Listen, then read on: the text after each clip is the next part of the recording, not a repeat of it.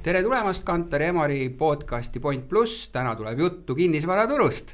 Minu nimi on Alar Pink, olen Tallinna Ülikooli BFM-i turunduslektor. Tänased külalised on Andero Laur, Liveni tegevjuht ja Indrek Tarto, Perko kodude juht. Ja loomulikult Kantar Emori poolt uuringu läbiviijana Katariina Mäll, uuringu ekspert. Tere tulemast kõikide! Tere. Tänan kutsumast! No proovime siis koduostjatele teha selgeks, mis turu ootused on, mida teised koduostjad on öelnud, mida nad tahavad näha ja kuulda. Ja miks see on tähtis on see, et meil teatud uuringute järgi 20% Eesti elanikkonnast on liikvel pidevalt, et kas nad on siis üüriturul liikvel või on uutes ostudes või ka vanades ostudes liikvel ja 7% sellest on päris uute kodude peal. Need tegelikult on suured numbrid, kes kogu aeg liikvel on. No hea on siinkohas kohe küsida ennem kui uuringu enda juurde ja lähme, et mis arendajatel endal tunne on, et tavaliselt on selle taga alati kõik kinni, et kas finantseerimist saab tagada inimestele, et kas üldse uusi kodusid saab osta ja ehitada. Et Andero, mis sa arvad, mis see olukord praegu on, te tunnetate, kas inimesed laenu saavad ja saab uusi pindu üldse keegi osta? Selle taha ma arvan, et otseselt pole jäänud, et kui ikkagi sissetulekut on, siis pankade vahel konkurents on, laenu antakse, ma usun, et järgmine aasta läheb veel paremaks, sellepärast, et paljudel just need keskklassil ju sissetulekut kasvavad märgatavalt tänu selle maksuküüru kaotamisena ja me näeme ju statistikast, et palgad ka on kasvanud.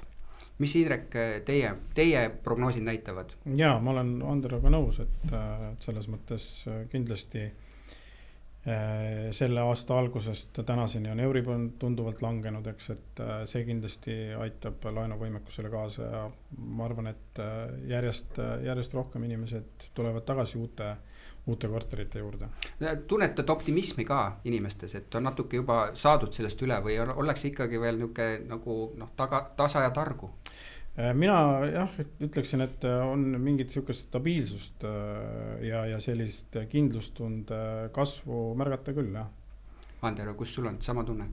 No võrreldes eelmise aasta Suur-Tallinna piirkonnas tehti umbes seal natuke alla 1800 müügi. See aasta tundub, et tuleb üle 2200, nii et kasv on märgatav, et järelikult see kindlustunnet on juurde tulnud. Mul on hea meel näha, et arendajad on optimistlikud, mida peabki olema, sest kui meie ei ole, siis ei toimu mitte midagi.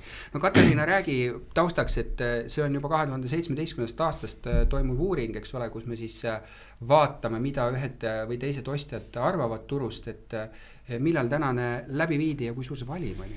Jaa, see viidi läbi siis septembrikuu ja oktoobrikuu jooksul ja valimiks oli 411 inimest, et valimisse kuulusid need siis, kes planeerivad kodu osta ja need, kes on hiljuti kodu ostnud.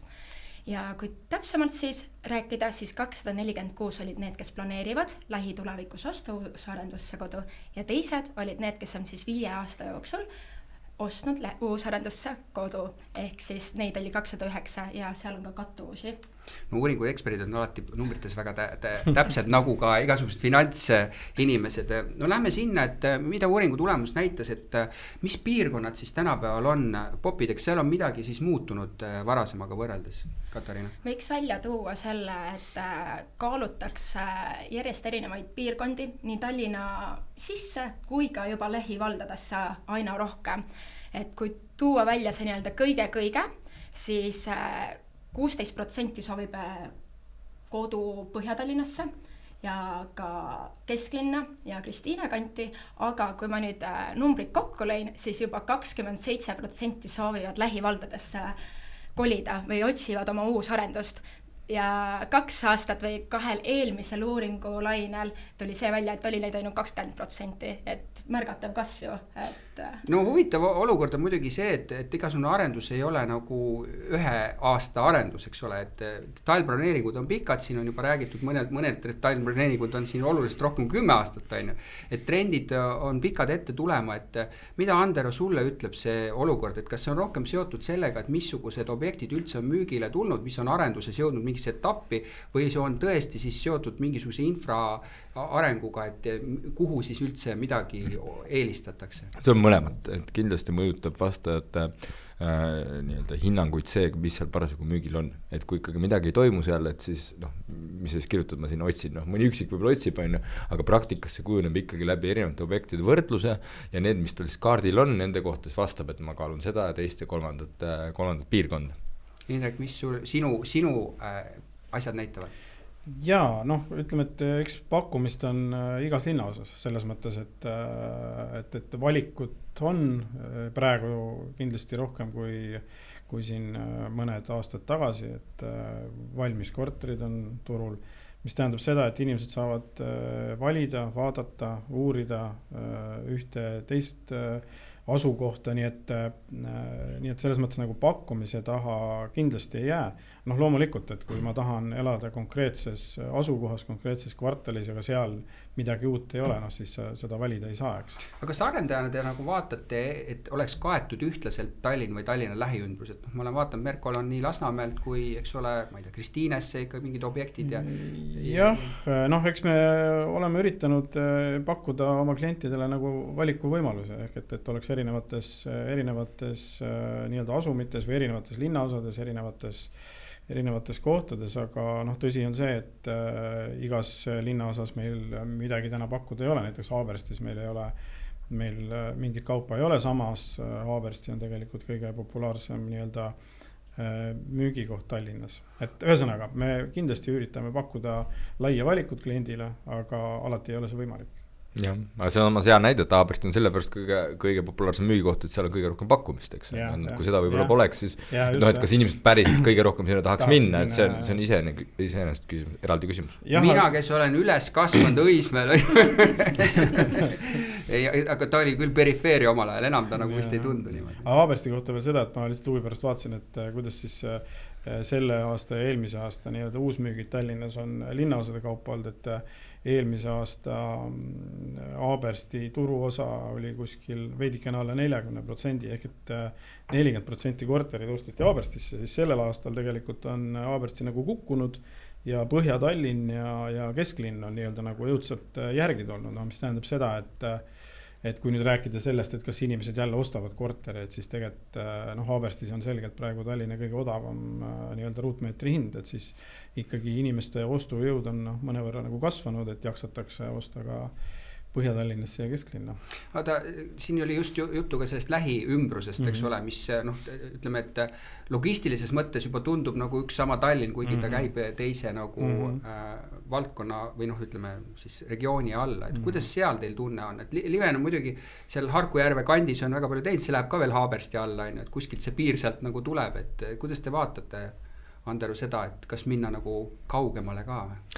Tegelikult, tunnetuslikult läheb Haabersti alla, kui vaadata kaarti, siis tegelikult on Harku vald. Et see on Harku vald, eks. Tasut ühistransporti ei ole, see on kõige nagu... Jah, meie oleme öelnud, meie turg on Tallinn, aga meie ei piiritle seda siis selle nii-öelda juriidilise piiriga, vaid seda, kuidas inimestele tunnetus on. Et vaevalt, et kui Peetri küla elanik, eks kuskil välismaal on ja küsib, kus sa elad, et ta ütleb Peetri küla, ju ta ikka Tallinn ütleb selles mõttes, et see, jah, et ilmselt isegi lihtsalt Tallinn on, et isegi ei hakka seda täpsustama, et see piir kuskilt läheb, et nii vaatame ka meie neid piirkondi, et me Tallinnas arendame ja kui seal on sobiv elukeskkond võimalik luua, kui seal eriti ja kui seal veel bussiga linna saab, kui lapsed saavad ise käidud oma ringides ära, koolis ära, siis see on, ma arvan, täitsa sobilik koht, kuhu kodu rajada. Indrek, te olete tõmmanud rohkem siukse mingi kilomeetrite piiri ka, et kui kaugele te lähete? Ei, kõigepealt Anderale ma pean ütlema nagu märkuseks, et kuidas sa nii tagasihoidlik oled, minu meelest teete Berliinis ka midagi. No see ei lähe enam Suur-Tallinna alla. Et ei, meie ei ole ka sellised piire nagu seadnud, kõigepealt meil on nagu Tartus ka väike tegevus või praegu hetkel küll ainult samamoodi tegelikult Tartu vallas, mitte Tartu linnas üldse. Aga mis puudutab Tallinnat ja Tallinna ümbrus, siis meil on ka tegelikult Jüris on üks nii-öelda eelmisel aastal käivitunud projekt ja eks me seal vaikselt nagu toimetame, et kindlasti Tallinna lähiümbrus on nagu pigem nagu arenev keskkond ja seal on ka nii-öelda maad ja seal on nagu kindlasti sellised väärtused, mida Tallinnas võib-olla enam jääb napiks nagu looduslähedus ja võib-olla rohkem väiksem tihedus ja sellised muud aspektid. Sa juba puudutasid siukseid ostumotiive ka, aga enne kui me sinna lähme, et Katariina, ma vaatasin uuringust tuleb välja ka, et erineva rahakotiga eelistatakse natuke erinevaid piirkondi. On see nii, et Nõmme on seal ikkagi ka veel teema on siukse suurema rahakotiga inimestele? Absoluutselt, võib-olla siis, kui me mõtleme kõigepealt nende planeerijate peale, siis aasta-aastalt on muutunud ka eelarveklass, et jaguneb enam-vähem pooleks, et nendel, kellel on 300 kuni 500 000 eelarve ja üle 500 000 eelarvega inimesi on vaid 3% meie vastajaskonnast seal. Ja kõigi nende eelistused on tõesti piirkonna lõikes väga erinevad. Et just kui toome selle keskmise klassi meie uuringu puhul 300 000 kuni 500 000, siis ongi sellised rohelisemad piirkonnad rohkem kõne all. Olgu siis selleks Nõmme, Haabersti ja Harku vald, aga samas ka Kesklinn, Põhja-Tallinn, kus on see mereäär ligidal, aga kui on eelarve veidikene madalam, siis ongi just sinna linna sisse, et Põhja-Tallinn, Kesklinn, kus on hea, mugav liikuda. No Indrek juba mainis seda, et mingid aspektid, mis ostu puhul on tähtsad, et üks on loodus, et Katariina, ütle, mis need põhiasjad seekord välja tulid, et mida inimesed siis nagu eelkõige vaatavad, et noh, et piirkond juba ütleb midagi, aga mis seal on veel järjekorras, et ikkagi on sellised ratsionaalsed kohad, tegurid, kõige olulisemad, korteri hind, madalad püsikulud, planeering, parkimiskohad, kui sul on auto olemas, siis asukoht. Aga aasta-aastalt on aina nagu olulisemaks muutumas vähene müratase. Juba eelmisel aastal see tuli välja olulisena, aga on see muutunud veelgi olulisemaks. Kui vaadata selliseid võib-olla saaks öelda pehmemaid tegureid, siis tõesti looduslähedus on muutunud ajas olulisemaks. Ka vaade on oluline, et milline sinu ümbruskond on, et kui sõbralik see sinule endal on, et kui sa elada soovid. Ja rõdu ja terrass, et see mugavus on ka oluline nii siis ruumi järgi kui ka sellise väike looduslähedus jällegi momendina, et sa saad olla ka välisruumis nii-öelda.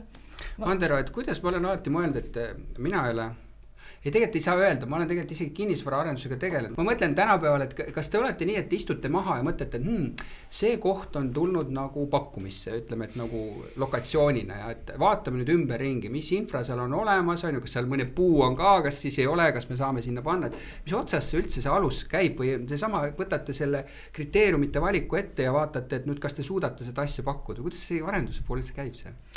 No me kutsume ise seda esimest faasi üks kontseptsiooni faasiks, see on lähteülesanne arhitektidele ja see selgelt on sama, et läheme koha peale, võib-olla nüüd, kunagi kasutati tõstukit, nüüd kasutatakse droone, vaadatakse enam ei pea nagu üles minema lisama. Et vaadatakse siis, et mis vaated sealt hakkavad avanema, eks ole, kuidas neid planeeringuid kavandada, et noh, et hakkab juba nagu mõttega, et noh, milline hinnakiri hakkab tulema, et noh, et kes see sihtrühm on, et kes seda üldse need lubada saab, et kõik need teemad pead läbi mõtlema, et mis seal nagu see keskkond ümberringi pakub, mida meie selle hoonega sinna veel juurde siis lisame. Kuidas see nagu võib-olla neid keskkonnaväärtusi võimendada mõnes mõttes on, et kui sul on ikka suusarada on seal lähedal, siis tegelikult väga kihvt oleks, kui sa saaks ka üks väikse hobiruumi, kus saad võib-olla suusamääramist teha, eks ole, enne kui sa lähed on suusatama ja nii edasi on. Võib-olla panipaik peaks olema ka sellise suurusega, et suusad ära mahuvad sinna on, et sellised pisikesed asjad võib-olla ka olulised on, et ja kui sa sellele nagu pihta saad hästi ja sellele kliendile ka hästi pihta saad, siis on ütleme edukuse nagu alustalad on loodud. No Indrek, ma eeldan, et samasugune lähenemine on, eks ole, aga no, isegi te kohati planeerite nagu suuremaid keskkondi, et see sama Veereni tänava keskkond on ikka nagu suur keskkond kohe, eks ole. No jah, me tahaks öelda, et see on lausa linnaosa. Aga no jah, et mingid, siin nagu jällegi, kui nüüd Veerenist rääkida, siis Veereni me ostsime koos detailplaneeringuga, ehk et see keskkond oli sinna teatud mõttes juba, või need eeldused olid teatud mõttes juba sinna loodud, aga loomulikult selle edasise töö käigus on võimalik nagu väga oluliselt nagu sekkuda sellesse kujundamisse, et millised hooned ja millise funktsiooniga sinna tulevad, aga jah, muidugi nii see käibki, nagu Andero rääkis, et eks kõik need aspektid on vaja läbi kaardistada ja hinnata ja tunnetada ja kaaluda ja siis lõpuks ongi võimalik olla edukas, eks ole, et selles mõttes see on nagu esimene asi, et luua ikkagi nagu õige toode õigesse asukohta, et vastupidiseid näiteid on ka kindlasti, eks, aga seal ongi siis nagu mõlemat pidi, et Tallinna kesklinna ei kujuta ette, et tuleks mingisugune paneelelamu taoline toode, kuigi tegelikult võiks ju teha, eks ole, või siis vastupidi, et kuhugi kuhugi, ma ei tea, Lasnamäe taha lõppu ilmselt niisugust maja nagu, ma ei tea, Noblessnerisse on ehitatud ei tee, sest noh, see nagu ei sobi sinna ja järelikult sa ei leia sellele kõige hinnaga klienti, eks. No ütleme nii, et paljude toodete puhul on see, mis riigi tasandil toimub maksudega alati suur küsimus, sest mis toimub nõudlusega pärast, keegi ei tea, kui maksumuudatused on. Ja väga paljusid võib-olla isegi kohalik võimumuutus midagi ei tähenda, aga kinnisvara arendusele võib see tähendada palju, eks ole, missugused on ootused ja tahtmised, eks ole, parkimiskohtade või tänapäeval räägitakse varjendite temaatikast, eks ole, või muudest aspektidest. Kui raske on sellises keskkonnas tegutseda, kus te nagu jälle ei tea, et muutub jälle linnavalitsus, kes ütleb, et uued suunad on sellised? No eks tuleb tegutseda nende kiuste või vaatamata nendele. Noh, loomulikult teeb see mingid asju nagu keerulisemaks ja raskemini planeeritavaks ilmselgelt, aga sellist nagu mingit maailmavaatelist muudatust ju ei ole toimunud ja eks need asjad, nende asjaga tuleb lihtsalt elada. Paraku see lihtsalt pikendab nagu seda protsessi ja sellest on lihtsalt nagu kahju, et näiteks see suvi oli parkimisnormide muudatus, et linn kehtestab uued normid ja siis teeb meile märkuse, et meie protsessis olev detailplaneering on vale. Ja see kõik on nagu aeg ja teistpidi ka raha, eks, et ja tihtipeale sellest on lihtsalt kahju. Ei võeta vist arvesse ka, et need samad parkimiskohad hea näide, eks ole, Turing näitab ju mida meile, et kõik ei tahagi parkimiskohti, ei vajagi neid parkimiskohti, on nii, jah? Ei vaja muidugi, aina vähem vajavad. Aga parkimisega kohta ma tahan seda öelda lihtsalt, et tegelikult see on nagu tootes kinni. Et loomulikult, mida parem on ühistransport, seda vähem siis tegelikult on nendes majades või hoonetes neid parkimiskohti ju reaalselt vaja. Aga täna norm on ikkagi löödud nagu linnaosa kaupa, eks ole, mitte nagu siis selle toote kaupa ja kurb ongi lihtsalt see, et tegelikult võiks ikkagi nagu arendajatele, kes kogu selle riski võtavad, anda nagu vabamad käed nende otsuste tegemisel, et muidugi me võime luua ka maja, kus ei ole ühtegi parkimiskohta, kui me sellele nagu siis kaubale kliendile jääme, et see on nagu meie risk või siis teistpidi, et see ei ole mustvalge. No üldse miks midagi ostetakse, eks ole, et kui ma ütlesin alguses, et 20% on üldse turul ja 7% nendest uutes nagu elukondlikes piirkondades jahivad oma kohta, et mille pärast üldse inimesed ostavad, et ma eeldan, et see peamine asi on oma kodu on vaja leida või on suuremat kodu vaja leida, aga ja mis need numbrid näitavad meile täna? Kui vaadata uuringut ja neid tulemusi, siis aasta-aastalt ikkagi tuleb välja see, et praegune kodu jääb pindalalt väikseks, mis on ka loogiline, sest et turul on praegu see taasiseseisvunud ärkumisaja põlvkond, keda on kõige rohkem, ja kellel on juba pered ja suuremad pered, et see on loogiline jätk, et ilmselt praegune kodu jääb väikseks pindalalt. Lisaks soovitakse, nagu sa ütlesid, oma esimest päris kodu, või siis vastupidi, näiteks vanemaealised otsivad pigem väiksemat ja ökonoomsemat eluaset. Aga nagu ka eelmisel aastal ikkagi ostetakse või otsitakse koduga investeerimise eesmärgil, et seda välja üürida. Ja kui vaadata siis segmenditi, siis just seda teevad 35–49 aastased. No Andero, mida kui teie teete oma asju, et kas te mõtlete eelkõige siis selle samale suurema kodu hankijale, esmakodu hankijale või investorile peale, sest vahepeal oli ju investoreid oli väga palju liikvel, eks ole, ennem sellist nagu tagasilööki. No meie investoril ei mõtle üldse, et me mõtleme ikkagi sellele, kes sinna elama läheb ja et kelle kodu see lõpuks olema. Muidugi paradoksaalne seal on see, et kui investor ostab, siis ka tema vaatab seda toodet selliselt, et et kas sinna on keegi, kes sinna päriselt elama läheb. Nii et ma arvan, et see on kõige olulisem. Ja kui mõeldud, millise grupi peale me keskendume, on siis esmaostja või on see siis me kutsume teda ingliskeelse termini nagu downsizer, eks ole. Kes tuleb väiksemal pinnale. Jah, et kui mõelda nüüd esmaostja, kahetoalist ja selle downsizer ja kahetoalist, eks ole, nüüd totaalselt erinev toode, eks ole, ühel on palju suuremad ruumid peavad olema, palju suurem panipaik on, võib-olla kus oma asjad ära panna ja nii edasi. Kes oma esimest korterit ostab, see peas, et kuidagi nagu sinna sisse mahuks ja polegi neid asju, pole muret sellega üldse. Et igal juhul sa mõtled kõigepealt nagu projektile kui sellele asukohale, et kellele see peaks sobima ja tegelikult see projekti sees sul on ilmselt erineva suurusega kortereid, mis siis ka on erinevatele sihtrühmadele. Indrek, teil enam-vähem samamoodi mõeldan, jah? Jah, just täpselt, et võib-olla ma lisaks, et mis nagu on ära kadunud minu meelest on selline ühetoaline toode. See muidugi sõltub asukohast, ilmselt kuskil Tallinna kesklinnas magistraali ääres läheb siuke toode ka veel kaubaks, aga mingisuguses sellises piirkonnas, mis on kesklinnast nagu kaugemal, siis sellist toodet nagu meil läheb nagu väga kesiselt sellise toote müük ja uutes asjades me ka nagu vaatame sellele sellise pilguga otsa, aga nagu sa ennem ütlesid, on see kõik see planeerimis ja projekteerimis ja ehitusprotsess on nagu kahjuks nii pika vinnaga, et meil on maja sees siuke nali, et kui me jõuame mingi asja ümber projekteerida, siis just täpselt siis see nõudlus jälle kasvab, et hakkab kõik jälle otsast pihta, nii et eks me loomulikult teeme neid otsuseid ju lähimineviku baasil või et mis nüüd siin võiks juhtuda, aga tihti need kirjutatakse jälle paari aasta pärast ümber, et aga see ühetoalise asi on nagu huvitav, sest tõesti uuring on ka varem meil näidanud, et see osakaal on palju väiksem kui 2, 3, isegi 4 toaliste, mida nagu tahetakse. Et mingi aeg, üks selle tõusis, tundus turul nagu pigem investeeringuste mõistes, et saadi see ära osteta ja kellegile siis välja üürida, et see tundus nagu selline toode olevat ja nüüd, kus see raha on nagu vähem, siis lihtsalt ei osteta neid enam.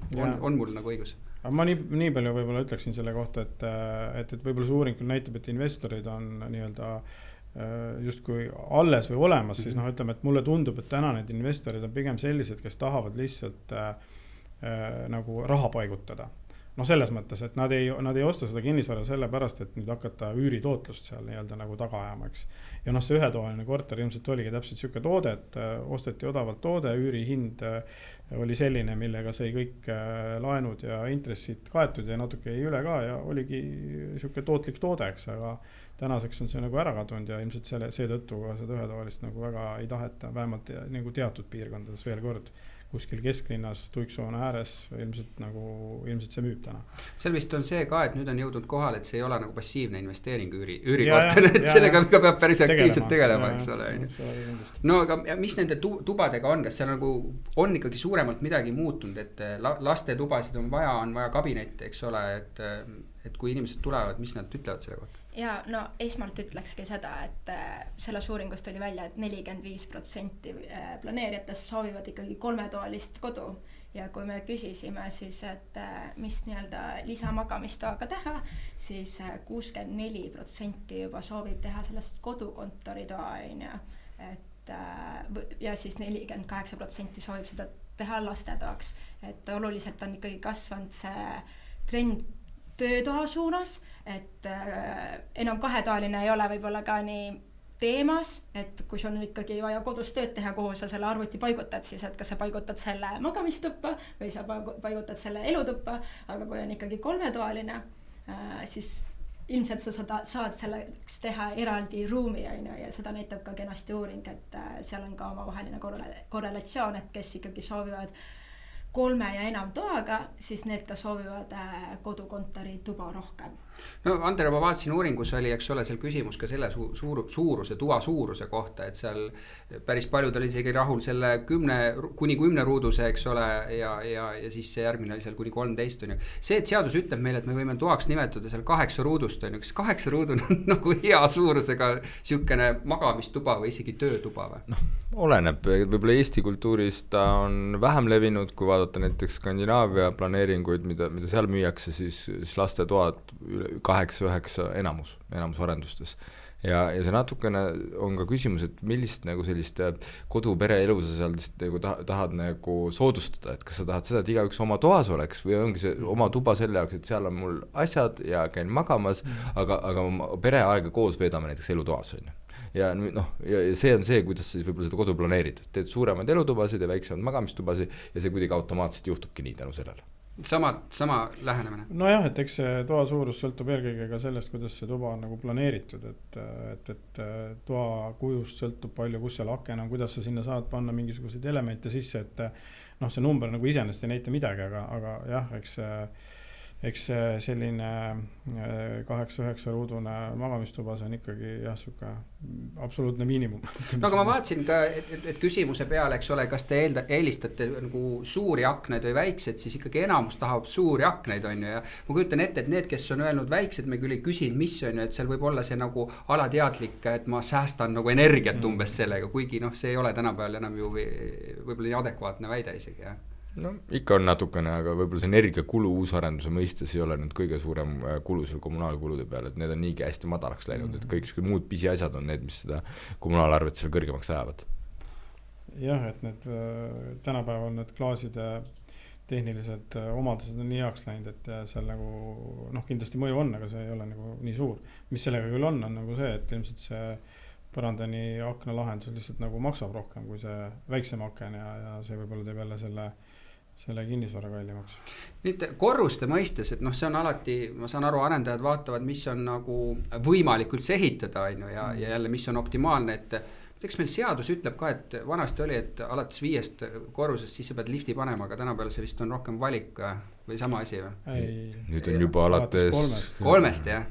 No jah, ütleme 3. veel võib-olla jõuad, 4. 5. on nagu raske minna, aga et see, et korruste, ütleme, et kui kõrgeid maju üldse tuleb välja, et seal mingi üle 30%, teil polegi väga vahet, kus millised maja kõrgus on. See oli küll muidugi uudis minu jaoks, et ma mõtlesin, et kõik tahavad ikka 30. korrusel elada, et oleks ilus vaade, aga tuleb välja, et nii ei ole.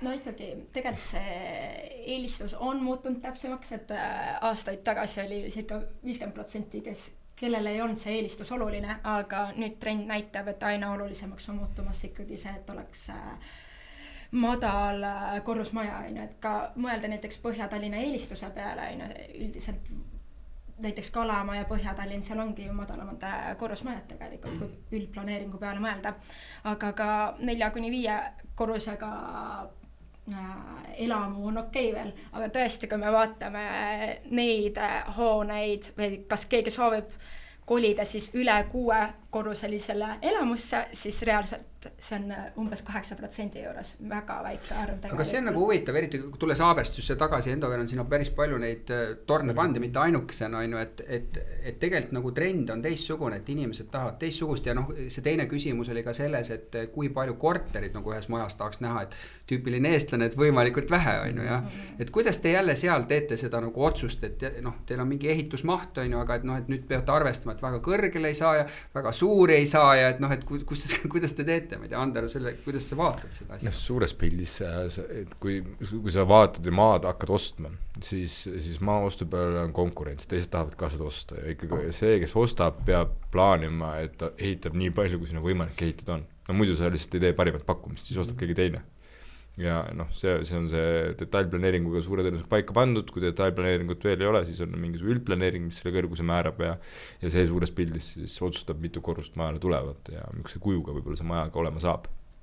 Niisugune raske pusle, mida kokku panna, eks ole? No jah, et Andrel on õigus, et eks see kõrgus on sisuliselt ette määratud, et seal ei ole nii, et sa teed, ma ei tea, kesklinna 2-korruselisi maja või kuhugi Põhja-Tallinnasse 100-kordse maja, noh muidugi mingisugust tegelikult on olemas ju ka kõrghoonete teemaplaneering on ju, kus on ka mingites linnaosades teatud kohad, kuhu saab teha võib-olla kõrgemaid hooneid, aga noh see uuringu vastused on nagu võib-olla ka natuke sellised, et noh üks asi on see, et mida ma tahaks, teine asi on see, et mida ma saaks, et me tegime ka siin eelmisel aastal ühe nagu klientide uurimise ja siis sealt tuli ka nagu välja, et inimese esimene eelistus oli osta korter uusveerenni.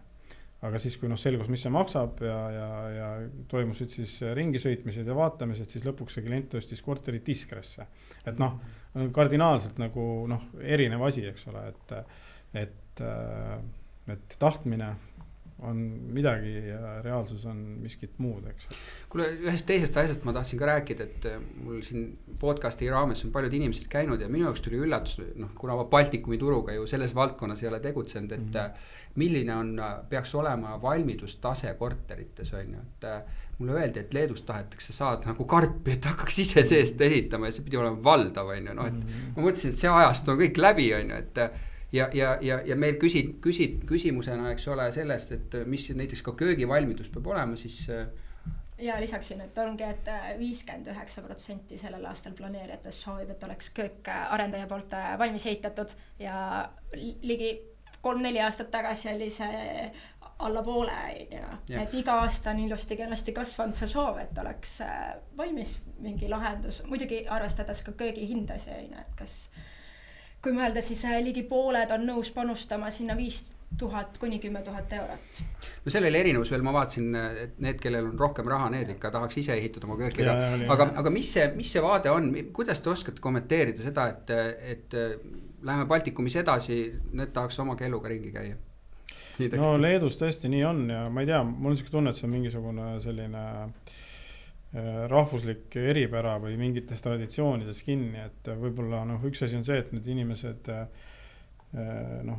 arvavad seda, et ja ilmselt nad saavadki selle lõppkokkuvõttes mingil moel ka nagu odavamad, sest suure tõenäosusega sellele sõbrale, kes seal tööd teeb, ju makstakse nii-öelda mustalt, on ju, et ma arvan nii, ma ei tea midagi, aga ma arvan, või siis tehakse ise, eks ole, et see on nagu kindlasti üks pool, aga teine on ilmselt see, et sellisel juhul sa saad olla ikkagi täitsa nagu isemoodi, selles mõttes, et see, mis sa siis teed, on ainulaadne ja ma ei tea, aga miks see seal nii on, ma ei oska sellele vastata. Aga tegelikult ju arendajad ei paku ainult ühte lahendust sees, neil on reeglina nagu väga erinevad maitse lahendused, on, et sul juba valikut on, et Andero, millest see kinni on, et inimesed on pigem nagu tahavad asju, et kas nad on mugavad, kas seal on nagu finantsiline küsimus, et kõik läheb nagu eluaseme laenu, siis see lihtsalt nagu see on lihtsam finantseerimisviis ja kas see tähendab seda, et varsti tahetakse kogu mööblit ka? Mul on seal 2 asja. Üks on, mida sa mainisid juba, et kui seda saab panna korterina sisse, siis sa saad seda finantseerida laenuga, see on selline väga nagu selge. Teine on see, et kui vaadata, kes täna ostavad, siis aina rohkem ja rohkem on meil turul neid, kes ostavad oma teist kodu, võrreldes siis võib-olla 4-5 aastase taguse ajaga. Ja nemad on korra selle protsessi läbi teinud. Nad alguses mõtlesid, et mis ikka, et tellin selle köögi ja hop, tuleb köök ja garderoobid ja nii edasi ja kui nad korra selle läbi teinud on, siis nad uuesti seda läbi teha ei taha, sest nii kerge see päris ei olnud.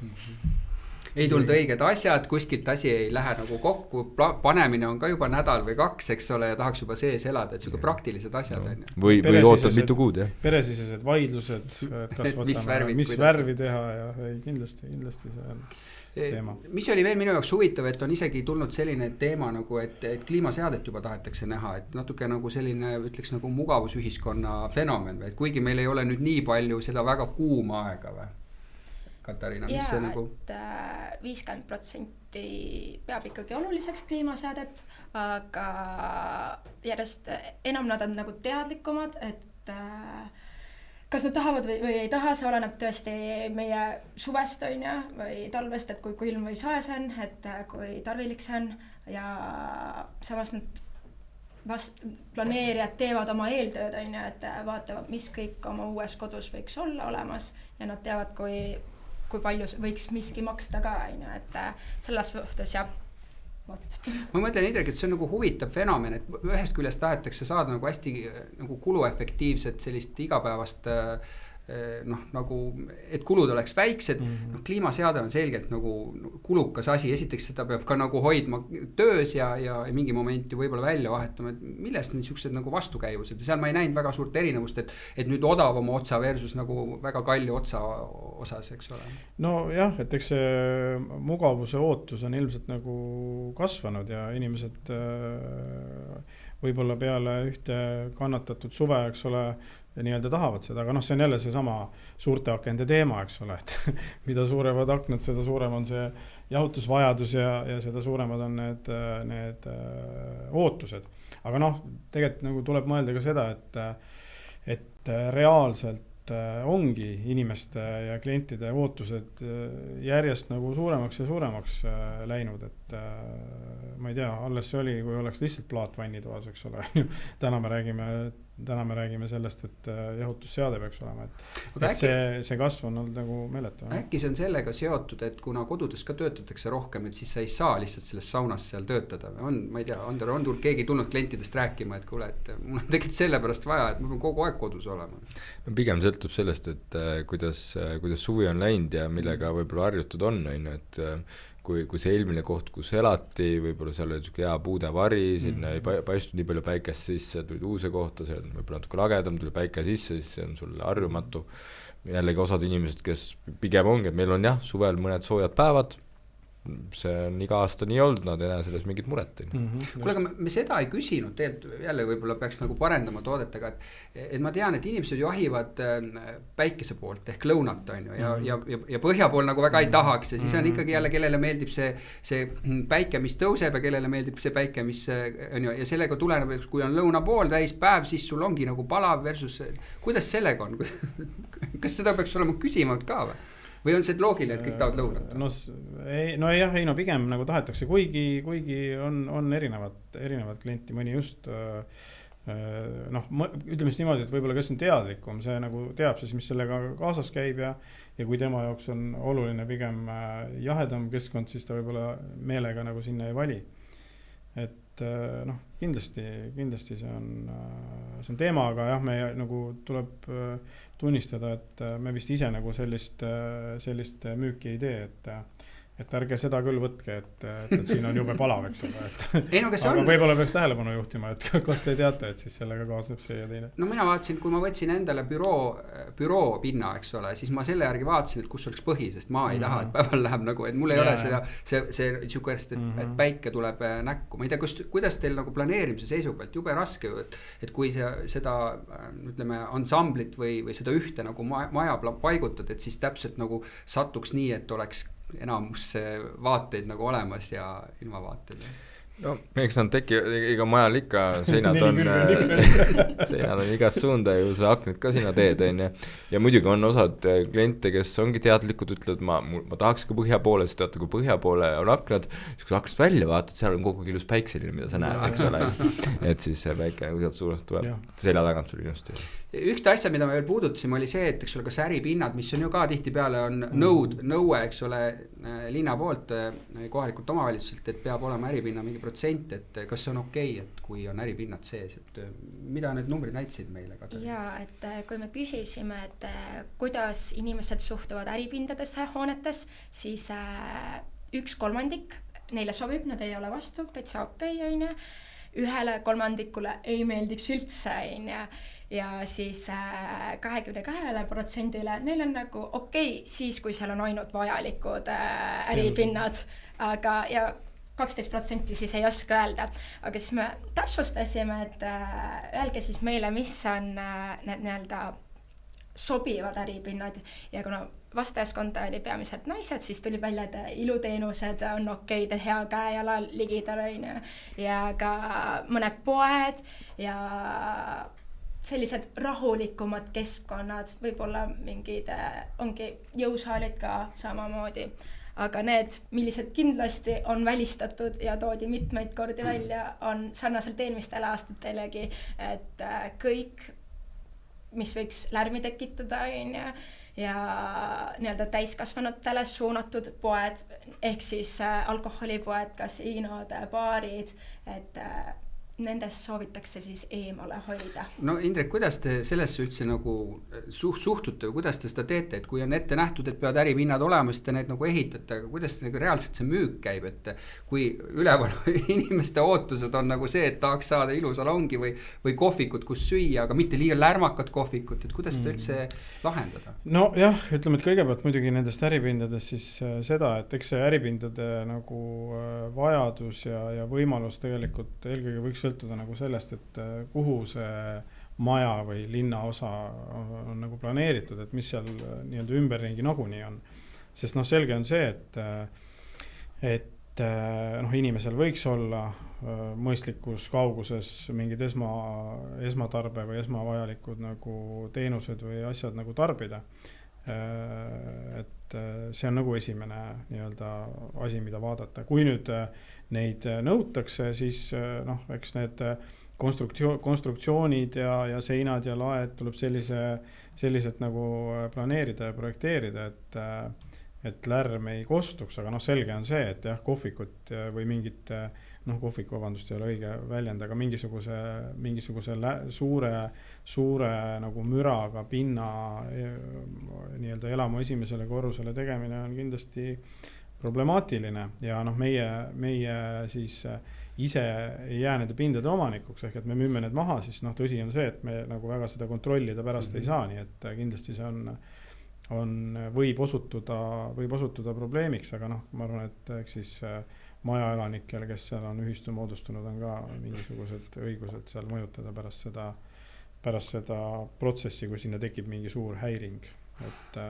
Ander, kas te vaatate juba pindadele niimoodi otsa ennem, et kui seal on ikkagi nagu tahetud linna poolt, et mingi protsent on seal äripinnad, et siis hoiate kaugele või? Kui see protsent liiga suur on, siis peab hoidma küll, sest üldiselt korterid peavad selle põhimõtteliselt kinni maksma, sest need äripinnad maksavad vähem ja korterid peavad selle arvelt rohkem maksma, et see matemaatika kokku tuleks. Sa isegi mõtled nagu igapäevast amorti ka, et kui käib palju külalisi, siis need paratamatult ka seda kogu infrastruktuuri seal rohkem käitlevad või? Peamiselt rajamiskulu ikkagi. Ikka tegemiskulu on rohkem see küsimus. Jällegi mingid asju me nagu puutusime seda, näiteks kas arhitektuuriline lahendus on nagu teema ja seda nad nagu ütlevad, et see on nagu tähtis nende jaoks. Et see on ka nagu huvitav aspekt, eks ole, et arhitektid võivad oma mõtetel väga lendu lasta minna, mis tähendab seda, et ehituskulud viivad üles, et on mingisugused erilahendused. Kui palju te sellele üldse tähelepanu pöörate, et mis materjalidega minna, et kas seda me nüüd ei läinud puutuma, eks ole, et kas seal laudist peab rohkem olema või metalli või klaasi või mingit erimaterjali, aga kuidas te sellele nagu otsa vaatate? No me nüüd selles mõttes selliseid nii-öelda piiranguid ei pane, et noh, esimene asi on see, et see hoone peab nagu sobima sinna keskkonda, kuhu ta loodud on. Ja keskkond tihti seab ka nii-öelda nõuded nendele materjalidele, eks ole, et puit kuskil mere ääres võib-olla ei ole kõige parem, seal on vaja teda hooldada, mässata temaga, et pikas perspektiivis võib-olla see ei ole nagu kõige parem nii-öelda nagu lahendus, aga jah, me nagu kuidagi ei kirjuta nagu selliselt ette, eks see tuleb vaadata nagu case by case ja sõltub hoonete kõrgustest, planeeringutest, erinevatest asjadest, et oluline on see, et see maja säiliks võimalikult kaunina, ilma siis iga aasta seda kapitaalremonti tegemata, eks ole. Ander, kuidas te vaatate?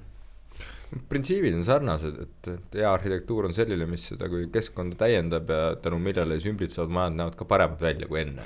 Et siis sa oled nagu hästi hakkama saanud selle ja materjalid samamoodi, et sa otsid ikkagi sellist, mitte mingi kunstmaterjale, pigem naturaalselt, looduslik on siis betoon või puit, no. ja puit, eks ole, näiteks termopuitu kasutab mere äärest, et see hästi toimib, eks ole, teatud tingimustes või kui teda on õigesti töödeldud. Et kõik on laua peal ja meie arhitektidele neid liiga täpselt ette ei kirjuta.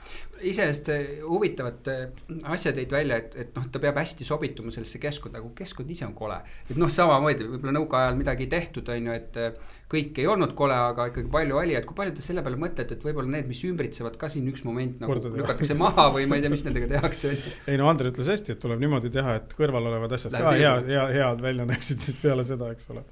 Aga noh, ei no, muidugi tuleb vaadata seda keskkonda ja vaadata, mis seal ümbrel siis nagu planeeritud on pikemas perspektiivis, et alati olles esimene kuskil nii-öelda räämas kohas võib tekkida tunne, et noh, et kas see ikkagi on õige otsus, aga kui sa tead, mis see perspektiiv on, siis noh, siis tulebki esimene olla võib-olla. Tark maja kohta jälle küsisime, et kuidas need lahendused nagu inimestele meeldivad. Katariina, mis nad välja on toonud? Kõik on väga rahul. Võiks öelda, et väga rahul just ei ole targa maja lahendustega, aga räägime siis ostjatest, et kui nad mõtlevad targa maja lahenduste peale, kui me rahulolu on madal, aga kui me küsisime siis, et miks rahulolu on madal, siis läksid vastused avatud kirjutistest lahku nii-öelda, et pooled olid nii, et targa maja lahendused puuduvad, teised olid, et miski ei tööta, et niimoodi.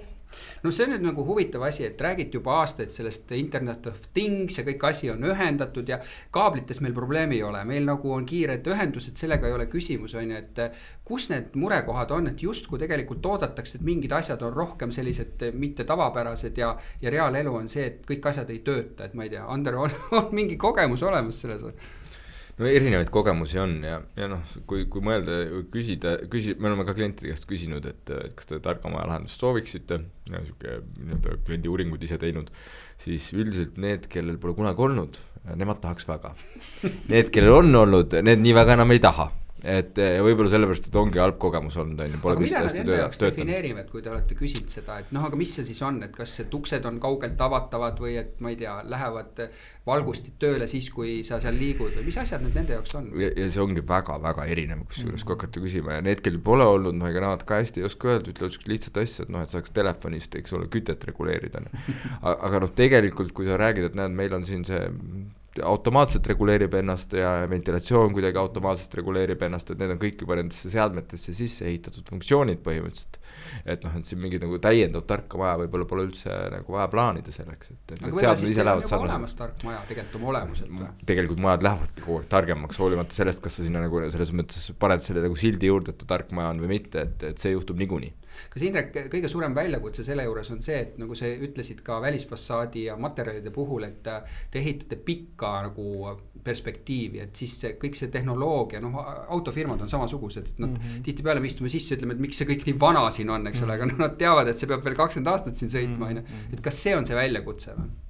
No ma arvan, et kõigepealt targa majaga esimene teema on see, et nagu küsimus on nagu definitsioonis, et ma arvan, et see tuleb sealt vastustest nagu hästi välja, et näiteks ütleme siis niimoodi, et meie peame targa majal hetkel silmas nagu seda, mis seal korteris on. Selles mõttes, et see korteri nii-öelda kütte, jahutus, fono, garaaži uks, näidud, kõik on sul ühes nagu siis sellises keskkonnas, eks ole, mida sa saad siis sealt juhtida. Aga tegelikult on muidugi, tark maja on ju ka see, et ma ei tea, tuled lähevad automaatselt põlema, kuigi see on nagu iseenesest mõistetav, aga ma arvan, et paljud nagu inimesed peavad seda nagu targa majal silmas. Et miks mitte, kui ma tulen koju, et miks mul välisuks lahti läheb, see on tark maja. Ta teab, et ma tulen. Ja kui ta ei tee seda, siis ma ei ole rahul selle targa majaga, et mis asi see toode on, mida me nagu üldse nagu müünud oleme, et võib-olla see on nagu seal põhiteema, et see definitsioon on nagu selline arusaamatu. Aga ma arvan, et seal on nagu perspektiivi kõvasti, et või võimalusi siis, et kuidas seda maja nagu veel nagu targemaks nii-öelda nagu teha selliselt, et inimene sellest võib-olla isegi aru ei saa. No see oli nüüd, miks ma selle targa maja tõin, see oli see rahulolu selle ostuga põhimõtteliselt toodi välja, et üks osa on sellest, aga seal oli veel fenomen, eks ole, et mis on siis nagu kas rahul oleku poole või vastupidi, eks ole, millega rahul ei olda, et Katariina, mis seal nagu põhilised aspektid inimestel on? Võib-olla ma tooksingi siis välja, et rääkisime siin elukeskkonnast, et enamus ostjad on tegelikult väga rahul oma elamu ümbruskonnaga, korteri planeeringuga, parkla ja parkimiskohtadega ja siis siseõu ja hoovialaga, jällegi arhitektuuriga, et kõik need, mida me juba puudutasime, millega ei olda rahul, siis on näiteks panipaik ja selle olemasolu, et just paar nädalat tagasi minu arust oligi ka uudis selle kohta Aktuaalses Kaameras, kuidas miniladude äri on õitsema hakanud, kas sellest uuringust tuleb kenasti välja, et circa 30% ei ole rahul oma panipaiga ja selle suurusega ja avatud vastustes nad toovad selgelt välja, et see on liiga väike, sinna ei mahu ratas või vanker või nende asjad lihtsalt ei mahu ära. Suusad ei mahu ära. Meil on liiga palju vara kogunenud, mul on siuke... No selles mõttes see ongi see downsizerite küsimus ilmselt, et ma arvan, et need, kes tõesti kuskilt mujalt tulevad, et nende jaoks võib-olla tõesti see sellised tava panipaigad jäävad väikseks. No aga me ei saa ehitada lõputult sama suuri korteritele sama suuri panipaiku, eks. No võib-olla tuleb ehitada väiksemaid korterid ja suuremaid panipaiku. Kuule, aga vaata selle nagu ümbritseva pargi jah, no ütleme, et siukse õueala teema, et tegelikult see on ka nagu suur väljakutse, et see on kallis rajada ju tegelikult ja selle maksab ka kogu see seltskond kinni selle nii rajamise kui hilisema nagu käimishoidmise, jah. Kuidas sellega on, et kui te sinna nagu planeerite, seal peab jälle arvestama vist erinevaid vanusegruppe, eks ole, missugune see sihtgrupp sinna tuleb, kas seal on nagu beebidele mingid mängukohad natuke suurematele, on see raske, Andre? Ma ei tea, kas ta raske on, aga jällegi, kui sa tead, kes su sihtrühm on, kes sinna tuleb, siis need maja ümbritsevad alad, ühiskasutusalad, need on tegelikult väga olulised inimestel vaata, et Eesti inimene tegelikult võimalusel tahaks seda võimalust, et väljas aega veeta. See on tore, kui sa saad seda oma maja ümbrusest teha, kui sul on peres lapsed kasvavad, siis sa tead, et neil on mingi turvaline koht, kus nad saavad mängida, olla, äärmiselt oluline.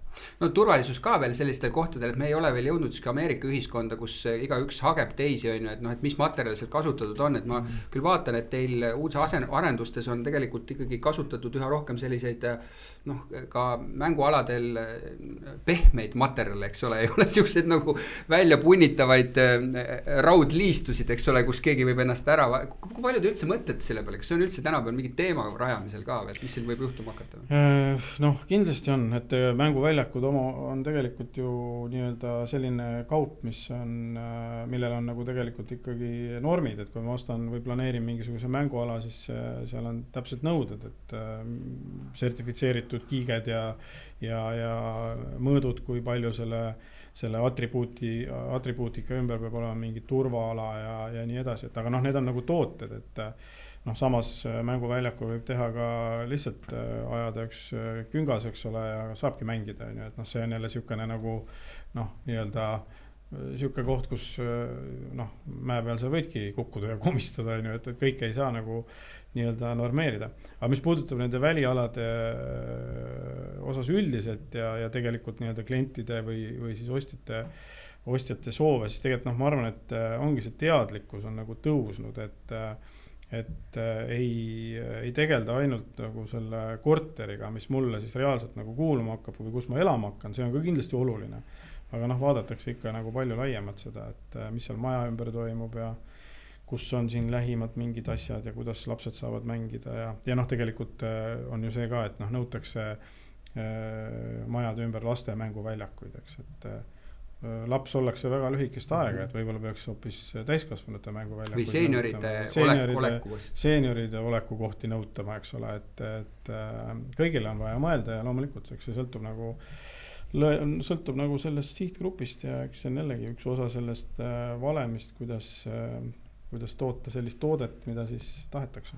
Mina tahaksin veel lisada, et tegelikult see nii-öelda, kas nad on piisavalt ohutud, nad on võib-olla isegi liiga ohutud, ma julgen öelda, et see, kuidas meil nii-öelda ametnikud seal vaatavad, need sertifikaate nõuavad iga selle asja juurde ja kui keeruline võib-olla natuke loominguliselt läheneda mängualadele on, et see on tegelikult juba ammu minu meelest üks nagu kaine mõistuse piiri ületanud, et me ühel juhul tegime, meil oli küngas, tegime künka, panime sinna siis Liumäe peale, et said siis künka pealt Liumäele minna alla lasta, ei, sealt poolt sertifikaati ja poolt piired ka ümber, et peaksid nagu künkal piirid ümber panema. Et sa räägid juba ebamõistlikest tootustest ja mis tegelikult omakorda mitte ainult seda keskkonda ei mõjuta, vaid ka hinda jälle mõjutab, kui sa siis hakkad vastavusse viitma, see mugavusaste nagu muutub ja see asi läheb nagu kallimaks. Ja loomingulisus kaob ka ära tegelikult, et sa peadki võtma mingi toote või ise seda mis on valmis, eks ole. Ma korra tahtsin meil mürast ka rääkida, et müra tuuakse ka välja alati, see on teema, et see on nagu huvitav aspekt on inimese jaoks, müra on ju erinev nähtus on ju, et mõni ütleb nii, et ta põhimõtteliselt tahaks nagu stuudios istuda kogu aeg, et mitte kedagi ei kuule ja siis kui sa oled öelnud, et sul on nagu vaikne, siis ta ütleb, et aga ma ju kuulen sealt midagi, eks ole, et kuidas te hakkama saate sellise fenomeniga, et mis see detsibil siis ikka peab olema, et mis on selline, et kui sa ütled, et meil on ka uksetehased ütlevad endale helikindlad, siis sa ikka põhimõtteliselt ta ikka kuuleb mingit heli, ta ikka kuuleb, on ju, jah? No see on nagu põnev teema, et kõigepealt minu meelest esimene nagu asi nende koduostjate juures on see, et alati see lisaks sellele, et igaüks tajub seda erinevalt, esiteks sõltub see sellest, et kus see inimene enne elanud on. või et mis on tema nagu siis nagu harjumus või mida ta on kuulnud enne. See heliväli, mis ta ümberringi on. Ja mis ta heliväli ennem on olnud ja tegelikult ega korterelamu, seal sa kuuledki asju.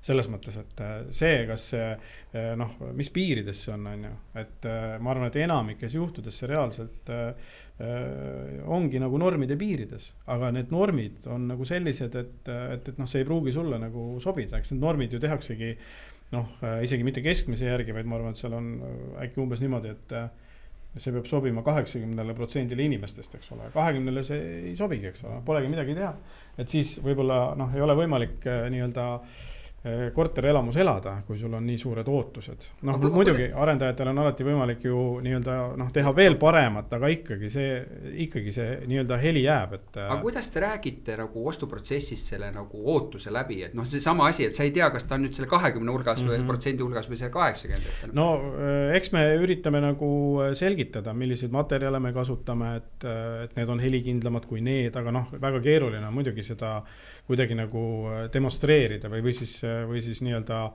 mingit katset teha, et kas see heli sulle sobib. Ja lõppkokkuvõttes nagu nii see ei sobi ju, et ega ise ka ei tahaks võib-olla kuulda seda, aga see on nagu teatud mõttes nagu paratamatus, sinna ei ole nagu midagi teha. Ja veel see heliga seoses, et jahutusest oli juttu, eks ole. Et jahutusseadmed teevad ka nagu müra ja sellel suvel muutusid ka nagu energiatõhususe nii-öelda piirmäärad just, mille tulemusena tegelikult jahutusvajadus nagu suureneb ka mitte kui mugavusjahutus, vaid kui nagu vajalik jahutus teatud korterites, kus see nii-öelda nõue nagu välja ei anna, just, mis tähendab seda, et seal peab jahutusseade olema, jahutusseade teeb müra, see on nagu sükene nagu natuke sükene surnud ring, et ühesõnaga regulatsioonid tõusevad, inimeste nõuded suurenevad, kõik see muudab seda kinnisvara järjest kallimaks tegelikult, et nii see on. Kuule, aga Ander, kas see, et te teete eriti suuremate objektide puhul ju üldiselt arendajad teevad selliseid showflatte või nagu korterid, missugune see, kas seal on ka mingis osas nagu võimalik siis nagu tajuda seda, et milline see müra tase hakkab olema või pigem mitte? Muidugi on, aga müra puhul peabki aru saama või mida meie katsume seletada ka, et selle sõltub 3 asjast. On müra tekitaja, seal vahel on mingi tarind ja siis on see, kes selle müra nii-öelda vastu võtab, eks. Meie saame kontrollida ainult ühte, eks. Seda vahet, sellega me saame hakkama, et see normile vastab, see pole üldse mingi probleem. Võime teha ka parema kui normil, kui klient soovib ja mõnes projektis teeme nagu kohe standardina parema, eks ole, sõltub, kes see sihtrühm on, eks ole, üks projekt sükke, kus me eeldame, et inimesed tulevad eramajast, on ja seal on kohe sellele rohkem panustatud, et oleks parem. Aga millest võib-olla nagu vähem räägitakse, on see, et on muutunud selle majade üldine helipidavus ja tehnosüsteemide selline väiksem müratase nii palju väiksemaks, et see vaikus, mis toas on õhtul, et enne kui magama lähed, see üldine foon on nii väga palju madalam, kui ta oli võib-olla 50 aastat tagasi. Aga selle võrra rohkem hakkad kuulma ka. Täpselt. Et tegelikult läheb kogu aeg paremaks, aga tegelikult kuuled ka rohkem, et ma elasin enne kui ma kolisin 10 aastat vana uusarenduses, kus olid veel need fresh klapid, et ei olnud, kus tuli siis ka tänavamüra natukene sisse, ma ei kuulnud kunagi ühtegi muud asja, sellepärast, et see kogu aeg see väike tänavamüra või mingi muu mürafoon oli olemas. Paneelmajas, eks ole, ma enam ei kuulnud üldse mingisugust lifti heli, aga kuigi keegi kuli esimest korda, mis siin toimub, eks ole, see nagu trammiga ma saan aru, on ka sama asi, et seal, kus nüüd on öeldud, et kust veeti see uus trammiliin, et nii kõva trammi, nad pole hästi harjunud selle trammi. Seal ümbruses ilmselt vanemad majad ka ja nendel võib-olla ongi need fassaadid nii-öelda õhemad või kehvemad. Kuule, aga energiatõhususest, et päiksepaneelid peab panema ja muud asjad, et kuidas jällegi, see on ju tegelikult jälle mitte ainult ehitamise lisakulu, tegelikult nende hooldamine on tegelikult lisakulu, eks ta ikkagi nagu reaalselt annab siis ka midagi nagu pikas perspektiivis juurde või? No kindlasti annab, eks see energia, mis sealt päiksepaneelist tuleb, see kanaliseeritakse ju siis selle nii-öelda korterimaja nagu tarbimisse, et selles mõttes et pigem positiivne nähtus? Ma arvan küll, et see on positiivne nähtus, jah.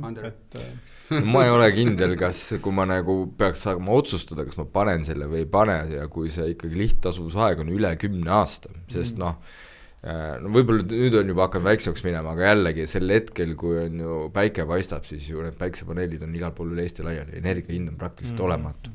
Inimesi tihti kodus ei ole sel ajal, on tööl õues väljas ja nii edasi, ja siis kui sa pead veel seda energiat ei saa, siis kas pole üldse kuskil kasutada või siis pead tagasi müüma, mis on ka väga kulukas on ja siis on küsitav. No see on nagu vist targamaja puhul ka, et siis 2-3 aastat on need päiksepatareid seal olnud ja siis tuleb keegi ütleb, et kuule, see on vana tehnoloogia, et see võiks uued asjad panna. See võib küll juhtuda, jah. No kuule, me puudutasime seda rahulolu aspekte, aga mis see nagu turg ütleb rahulolu kohta, kelle suhtes? Ollakse üldiselt rahul, ma eeldan, et need, kes meil on tulnud täna siia stuudiosse, nende suhtes ollakse rahul. Räägime siis soovitusvalmidusest, et milline siis turuseis on, et ütleme nii, et sellel aastal on soovitusvalmidus paranenud, aga on siiski negatiivne, aga samas kui me vaatame turul neid nii-öelda suuremaid kinnisvaraarendajaid, siis Livenet ja Merkot, siis ma ütleksin, et nende soovitusvalmidus -100 kuni 100 on üle 40, et mis on võrdväärne peaaegu nagu kinode ja muude meelelahutusasutustega, et väga hea selline tulemus on ja samas keskmiselt on, et kes on ostnud korteri, pigem ikkagi hindavad arendajaid negatiivsemalt. Kuule, aga Indrek, oskad öelda seda fenomeni Merko puhul ja Andero Liveni puhul ka, et miks inimesed nii rahul on nende objektidega, mis te teete? No ma räägin siis enda eest või Merko eest, et me saime sellel aastal 35 aastaseks, me ei ole nagu kuhugi kadunud, et me nagu hoolime oma kliendist ja me oleme siis kliendi jaoks selles protsessis algusest lõpuni. See tähendab, et me planeerime, me ehitame, me müüme ja me siis pakume hiljem ka garantiid, et ma arvan, et see terviklik pakett ei anna üldse mingit võimalustki siis klienti kuidagi üksi jätta või mitte hoolida temast või kuidagi kergekäeliselt kogu sellesse protsessi nagu suhtuda. Et ma arvan, et see on nagu see, mis meid siis nii-öelda lisaks soovile luua ilusat elukeskkonda nagu tagant utsitab, olla kogu aeg parem meie eilsest saavutusest. Andero? Meile ka kliendi rahulolu on väga oluline, me küsime iga kliendi käest põhimõtteliselt peaaegu 4 korda, sõltub mis etapist ostma tuleb, 10-st 9 annavad meie enda siseküsitluses meile maksimumpunktid, selle üle väga hea meel, nendega, kes ei anna, eks me siis katsume järgmine kord paremini, et saaks need punktid. Aga ma arvan, et see on selline nagu organisatsiooni DNA küsimus, et kas sul on see oluline, kui oluline sul on, kas see motiveerib sind, kas see motiveerib inimesi, kes töötavad su organisatsioonis. Ja kui sa nendele asjadele jah vastad, siis kuidagi orgaaniliselt juhtubki. No see, et see soovitusindeks nagu ei ole nii kõrge üleüldiselt turul on ju, et mõnes mõttes te olete sattunud jälle halba valdkonda, et kus piisab sellest, et mõni, kes ühekordselt tuleb ühe objekti teeb, siis sealt tuleb palju nagu halba tagasisidet ja siis minnakse rääkima, keegi jälle ei tea, kes tegi ja kõik see asi, et kuidas sellega üldse nagu toime tulla, et eriti kui majandusel läheb hästi, siis neid ühe objekti ehitajaid tuleb ju väga palju. No ega siin polegi midagi teha, kui tuleb sellest rääkida ja teadlikkust tõsta ja suunata inimesi ka nagu vaatama, kellelt nad ostavad seda. Et praegu tegelikult minu meelest ongi selline periood, kus kliendid on järjest rohkem teadlikumaks muutunud. Minu meelest ei tehta praegu üldse kiiresti otsuseid. Inimesed käivadki, uurivad, küsivad ja nad ongi väga, väga, väga tarku küsimusi küsivad, eks.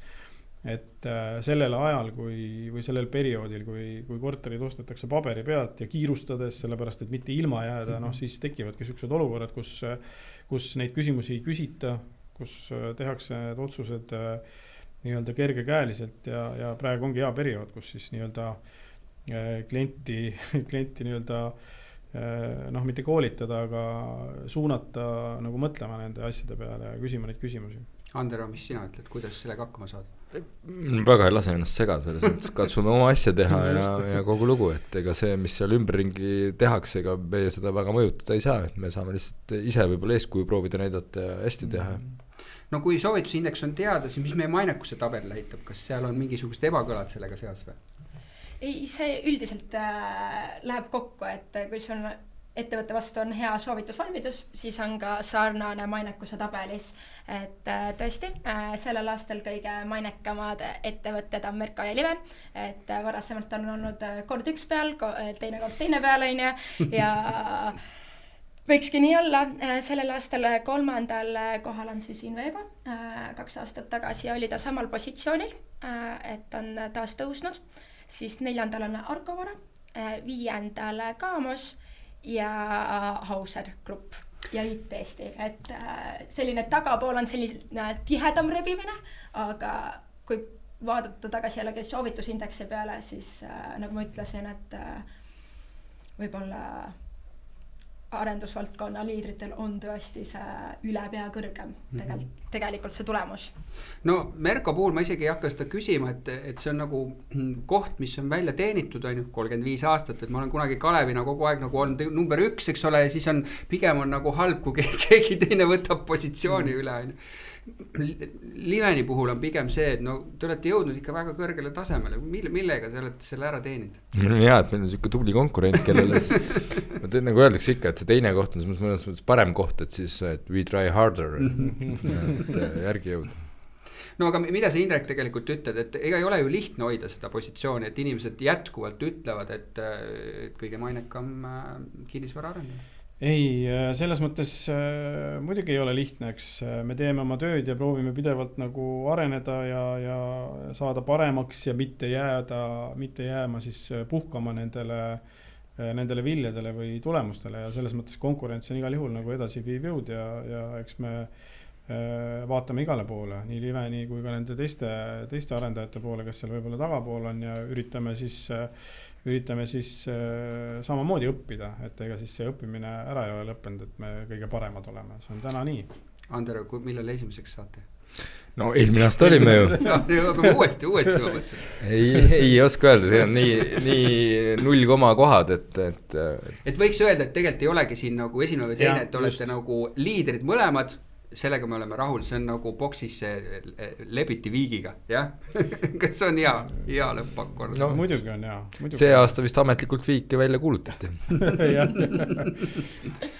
No kuule, aitäh Andero, aitäh Indrek, Katariina, tund aega läks meeldivalt ja kiiresti.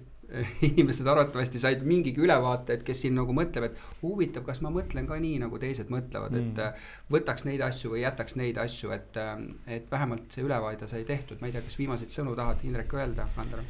No ma ei tea, ma viimasteks sõnadeks ette valmistunud, kõigepealt muidugi tänan kutsumast, väga meeldiv oli vestelda ja eks tuleb julgustada inimesi ikkagi tegema neid otsuseid ja mis ma oskan öelda, iga hetk on õige aeg osta kodu, et see on hea, mis sina ütled, Ander?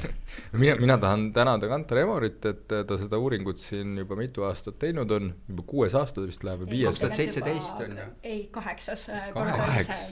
Te olete 6 korda ostnud? Me oleme 6 korda ostnud, jah, võt näed.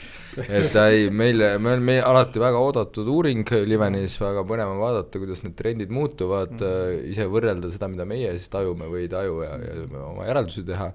Muidugi see sama soovitusindeksid, mainekus kahtlemata aitab luua sellised nagu sisemisi eesmärke ja mõõdikud enda jaoks. Katariina? Ja ma olen väga tänulik, et meie mainekamad kinnisvaraarendajad on siin laua taga ja ma tõesti loodan, et uue kodu planeerija või ka ise olen selle samades kingades, sai nüüd vastuse, mis on siis targa maja lahendus, et see on see paradoks võib-olla sinu uuringus, et keegi ei saa sellest aru või ka mitmetele teistele küsimustele vastuse, mida nad ei ole enda jaoks veel läbi mõelnud, et minu arust oli väga sisukas arutelu. Mitte ainult arutelu ei olnud sisukas, aga ma ütleks, et uuring on ka väga hea, et turundajana ma vaatan, et geniaalne, võiks ise ka arendama hakata, et ütleme, et arvatavasti ei hakka, aga et vastused sai väga paljudel küsimustele ja nüüd me saime ka mingit tausta veel juurde, miks asjad on nii, nagu nad on. Igal juhul ma tänan kõiki osalemast ja tänan kõiki kuulajaid, nii et järgmise korrani. Kõik head! Tänan, aitäh!